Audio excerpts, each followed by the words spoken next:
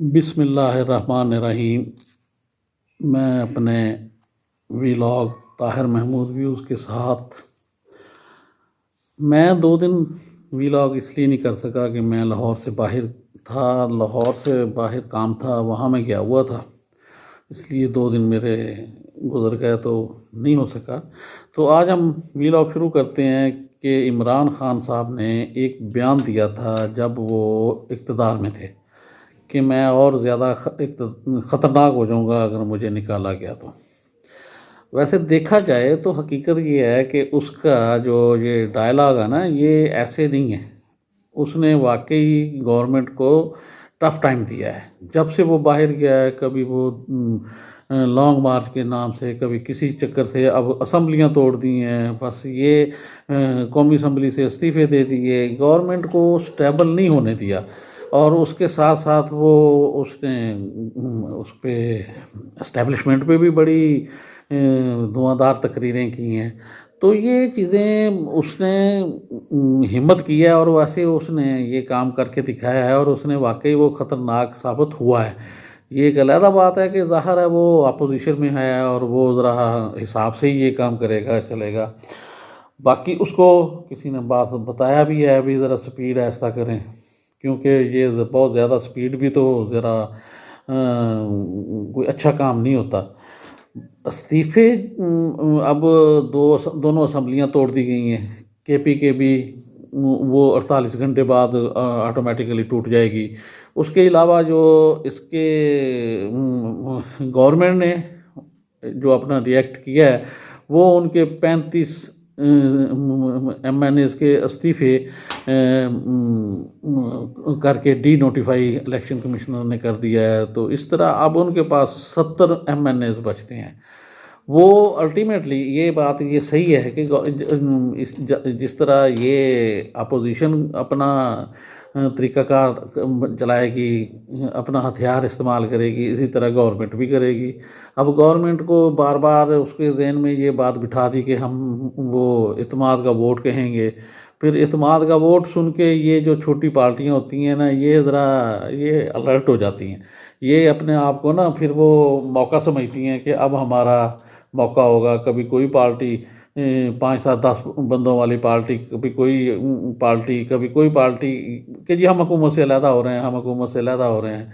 तो ये बड़ा इस तरह का सिलसिला चलता है। तो वो गवर्नमेंट ने सोचा होगा कि इसका हल यही है कि पीटीआई के मेंबर ही कम कर दें अगर एतमाद का वोट ना भी ले सके तो बाद में हम फिर भी इनसे ज़्यादा ही होंगे और हमारे पास ही रहेगी हुकूमत, रहेगी, सारा कुछ होगा। MQM का सिलसिला ये है कि MQM तो बस ये बहाने ढूंढती है, तरीक़ाकार ढूंढती है कि किस तरीके से मैं ये कर दूँ। कोई ना कोई बहाने से, ना कोई ब्लैकमेलिंग, फ्रैंकली स्पीकिंग ब्लैकमेलिंग करके। उसका जरदारी साहब के दौर में जो 8 से 13 तक उसका इक़्तिदार था, हम देखते थे हर 2 4 10 दिन के अंदर अंदर हम जा रहे हैं, हम आ रहे हैं, हम जा रहे हैं। फिर जरदारी साहब ने अपना एक कार्ड खेला जो कि मेरा ख्याल है कि अब तक भी लोगों को समझ नहीं आ रहा और लोगों ने बड़ा उसको जो मर्ज़ी नाम दें, लेकिन दुश्मनी तो बहुत थी। अब ज़ियाउल हक ने जिस पेन से साइन किए थे वो चौधरी ज़हूर इलाही ने पेन गिफ्ट लिया था, ये भी बात थी। उसके बाद चौधरी ज़हूर इलाही का कत्ल वो अल जुल्फ़िकार के खाते में डालते थे।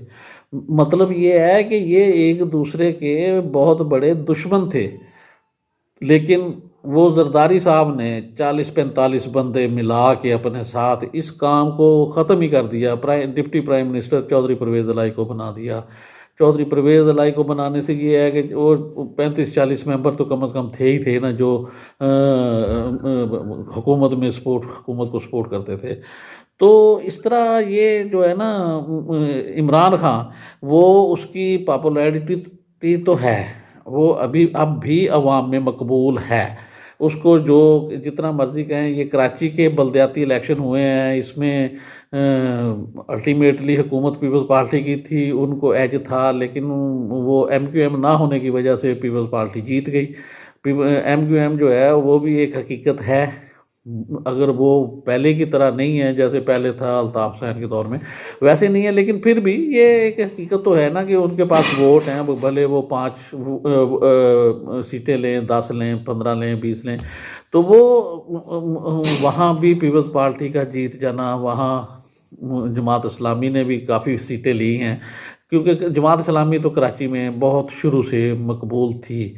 पहले फिर MQM आई, उसने डेंट डाला, फिर उसके बाद ये पीपल्स पार्टी वो अपना सॉरी ये जो जमात इस्लामी है इसने लूज़ करना शुरू कर दिया। MQM आग बन गई, MQM ने होल्ड कर लिया। वहाँ तो खैर चिड़िया भी पर नहीं मारती थी उसके दौर में।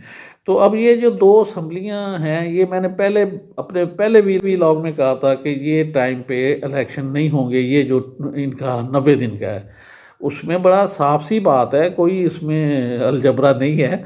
इसमें यह है कि ना मर्दमशुमारी, और ये एक फ़ैसला हुआ था इमरान खान साहब की जब वज़ीर आज़म थे, उनकी हुकूमत के दौरान ये हुआ था कि नई मर्दमशुमारी के तहत हम इलेक्शन करवाएंगे। तो वो अब नई मर्दमशुमारी जब मुकम्मल हो जाएगी, फिर उसका रिज़ल्ट आएगा, फिर उसको प्लान करेंगे, सारा कुछ करेंगे भी किसका कौन सी असम्बली वो हल्का बड़ा अगर है हो गया है, छोटा हो गया है, दाएं बाएं। ये तो हो नहीं सकता कि ना जी आधे मुल्क में आप पुरानी हल्का बंदी के तहत करा दें, आधे नई हल्का बंदी। तो ये इलेक्शन अगर अक्टूबर में हुए, जनरल इलेक्शन सितंबर अक्टूबर में हुए, तो ये फिर ये उनके साथ ही होंगे अब ये, क्योंकि अब वो नई हल्का बंदी जो इलेक्शन कमिश्नर साहब जो हैं वो अपना बताएंगे, करेंगे, फिर उसके बाद ये अनाउंस हो जाएगा कि जी इतने हल्के हो गए हैं मुल्क के, इतने सूबों के, इतने इतने हर सूबे के हैं, तो फिर जाके ये इलेक्शन होंगे।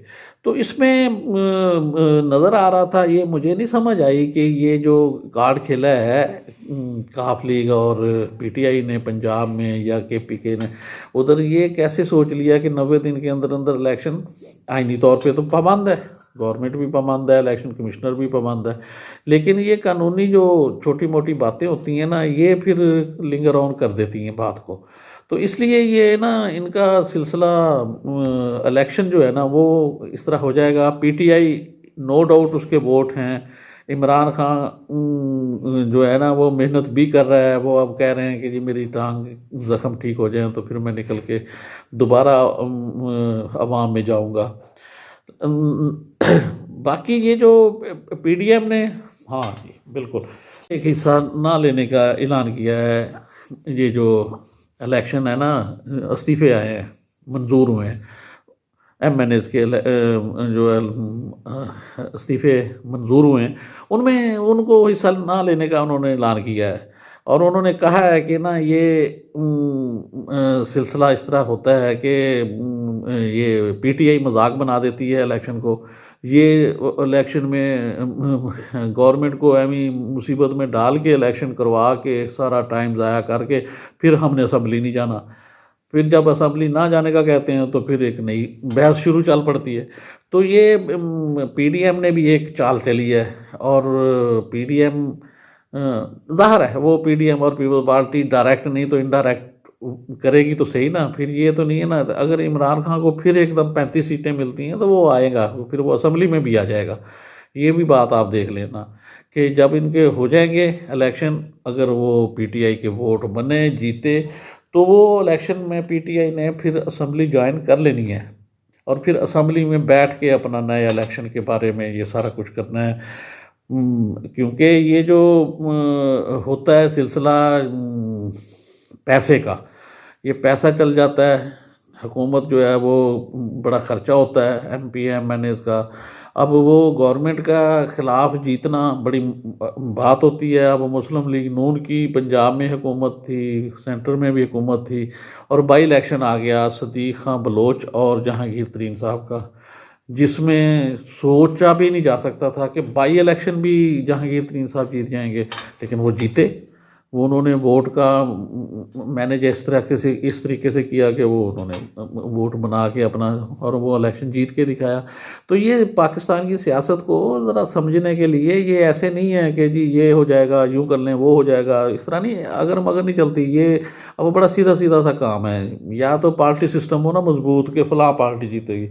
यहाँ पे है पर्सनैलिटीज़ की, ये हर बंदे पे डिपेंड करता है, हर हलके में उम्मीदवार पे डिपेंड करता है कि कौन सा उम्मीदवार कैसे है। ये अब देहातों की तरफ निकले, वो वहाँ कह देते हैं जी फलां शाह साहब हैं, फलां मखदूम साहब हैं, फलां चौधरी साहब हैं, फलां मलक साहब, वो बड़े मकबूल हैं जी, वो जीत जाएंगे। ये जीतना वो पार्टी की वजह से नहीं जीतते, उनका अपना 10, 12, 14, 15 हज़ार वोट होता है, जिसकी वजह से फिर वो इलेक्शन में आते हैं और वो जीत जाते हैं, और वो जिस पार्टी में होते हैं उसी को जीत जाते हैं। वरना 1988 कोई सोच ही नहीं सकता था कि पीपल्स पार्टी को सादा अक्सरियत मिलेगी। वो तो 2/3 लोग कहते थे, लेकिन वो उसमें सरमायादार लोग शामिल हुए। 90 में फिर आप और देख लें क्या हुआ, 93 में भी वही कुछ हुआ कि पीपल्स पार्टी को सादा अक्सरियत मिली। वो अब जब पैसे का इस्तेमाल जब से शुरू हुआ है, तो ये सियासत वो सोचना करना, ये कोई ऐसे नहीं है कि जी वो लोग पैसे नहीं लेंगे और वोट दे देंगे, नहीं, वो लोग पैसे लेंगे, जिन्होंने लेने हैं उन्होंने लेने हैं। वो जो आप मर्जी कर लें, पैसे ले लेते हैं वो लोग और वोट भी दे देते हैं। और वो यही सोचते हैं ना कि ये MP MNA ने हमें कौन सा मिलना है, चलो वक्ती तौर पे जो मिलता है वो तो लें ना, बाद में जब ये देखेंगे ये कि इनके पास जाना है, काम करते हैं नहीं करते, ये बात की बात है। अब ये ट्रेंड एक शुरू हो चुका है। तो अब ये देखें, अब जनरल इलेक्शन के से पहले ये जो बाई इलेक्शन है ये होते हैं कि नहीं होते। तो दूसरा मेरा एक अपना ख्याल है, मौलाना तारक जमील साहब के बारे में सोशल मीडिया पे आ रहा है कि जी ये हो गया, अकाउंट्स हैं और पैसे इधर उधर से बैंक अकाउंट फलां हो गया फलां। मेरा ख्याल है कि वो एक अच्छा काम करते हैं, ठीक है, एक मसला ऐसा होता है जिसमें उनका बयान आना ज़रूरी है। जब तक वो बयान नहीं देते उस वक्त तक हमें चाहिए कि हम ज़रा थोड़ा सा वेट कर लें, इंतज़ार कर लें। इसमें सारा कुछ ही इंतज़ार करने के बाद ही उनके बारे में कुछ हम लोग इस तरह का मसला हल करें। Thank you. अस्सलाम वालेकुम।